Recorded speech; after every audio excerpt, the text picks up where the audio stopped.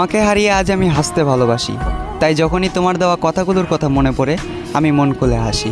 সবাই শুধু উড়তেই দেখলো, কেউ পড়তে দেখলো না, যেমন আকাশে উড়ন্ত ফানুস। আসলে আমি হাসির আড়ালে কষ্ট লুকানো একটা মানুষ। মাঝে মাঝে খুব বাজেভাবে তোমার কথা মনে পড়ে, তবে মন চাইলেও কথা বলতে পারি না আর জোর করে।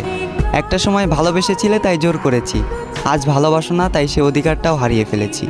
আমি তোমার জন্য মরে গিয়ে ভালোবাসার প্রমাণ দিতে চাই না, বরং মরার আগ পর্যন্ত তোমার জন্য অপেক্ষা করতে চাই।